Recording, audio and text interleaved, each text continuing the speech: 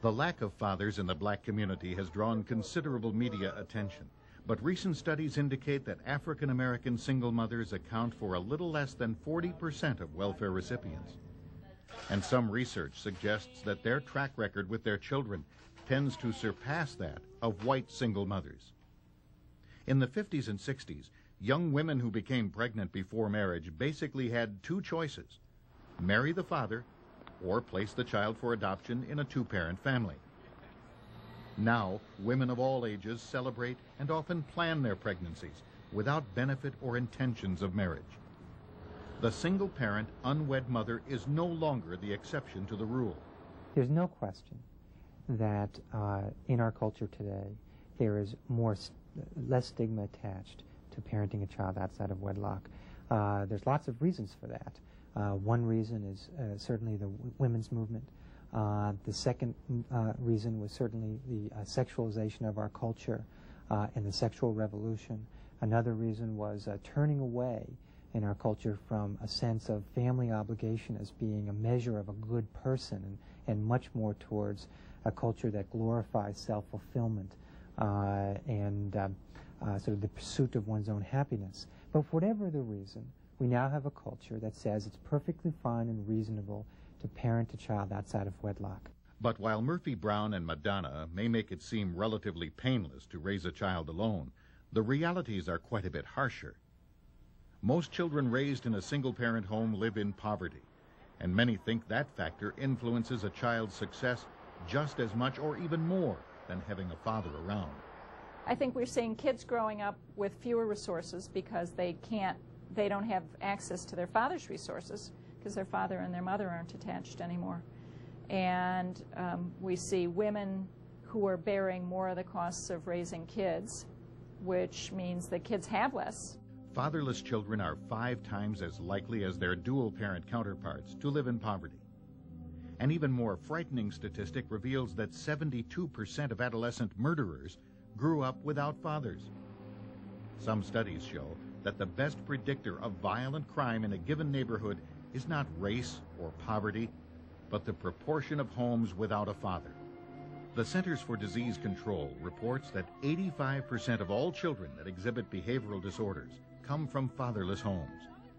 The Bureau of Census says 63% of youth suicides are from fatherless homes.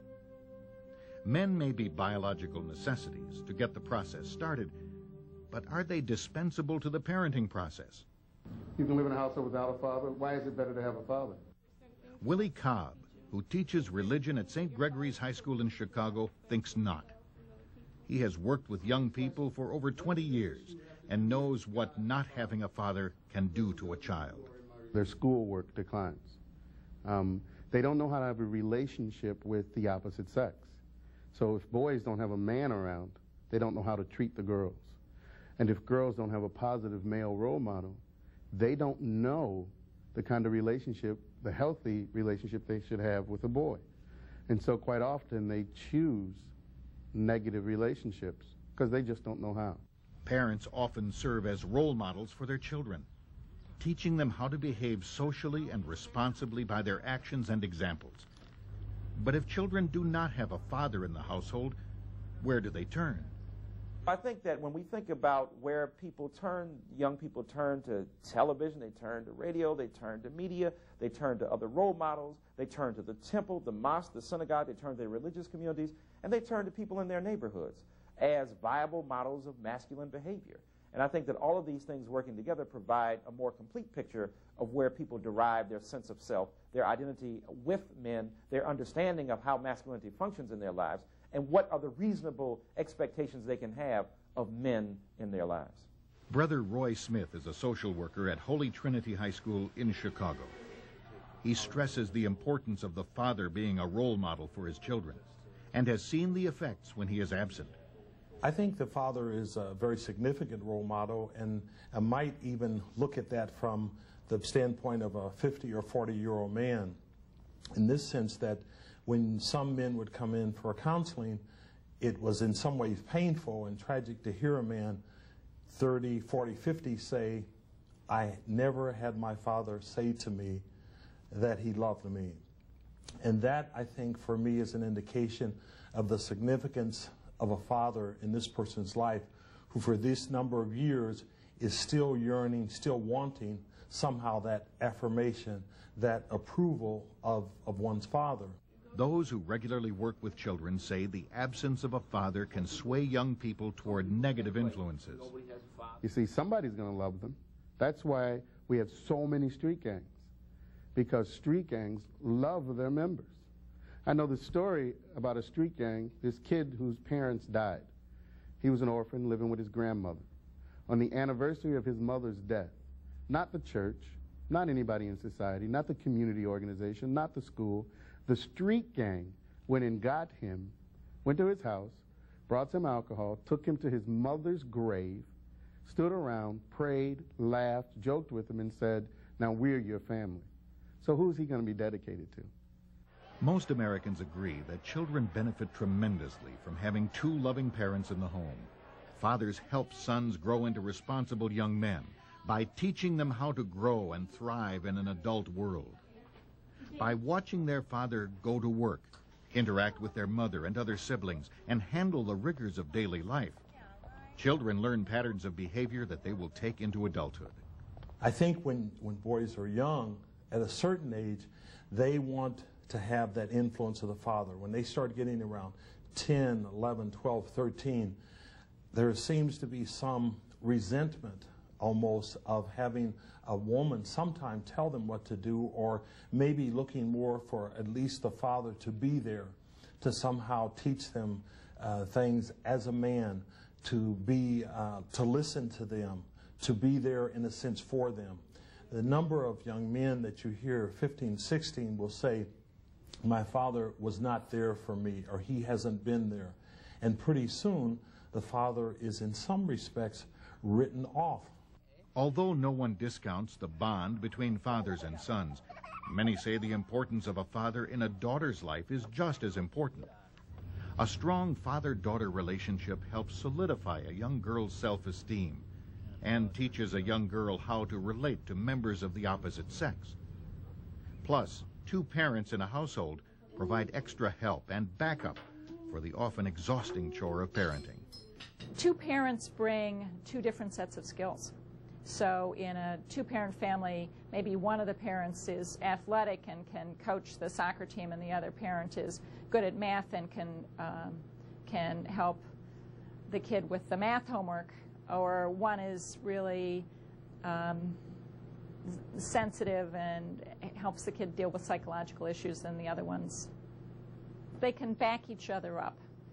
They can fill in.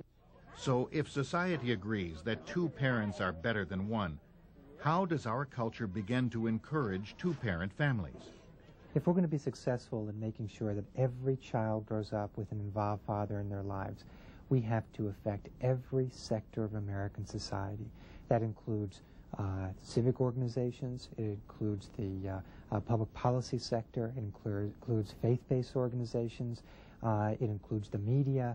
That every aspect of the culture is going to have to be galvanized around this issue if we have any hope that this issue is going to be resolved.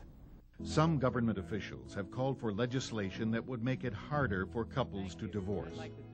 In Louisiana, for example, couples may choose a covenant marriage, which permits a divorce only if one spouse can prove the other committed adultery, abandoned the home, was imprisoned for a felony, or abused the spouse or the children. A 2-year separation is also required before a divorce can take place. Others suggest that divorce laws require couples to negotiate a co-parenting plan before a divorce is granted. And many think our culture should simply do a better job promoting the benefits of marriage and fatherhood. We have to inform people about the costs for themselves and their kids of various choices. In addition, I think as we as a society know more about the costs, then what we'll do really is stigmatize people who make choices that are costly. And that's one of the ways society has always gotten to people to do things that maybe they don't want to do but are good for the group. And rewards and sanctions. How do we reward people for making the right choices? Partly we do it by giving them social approval, by letting them know that we admire them for having done the right thing. Thanks to welfare reform, lower-income families are also encouraged to stay together. Responsible fatherhood is also needed. Should men who father children out of wedlock be admired? And how can those who father children more fully understand and accept the financial, physical, and emotional burdens of fatherhood?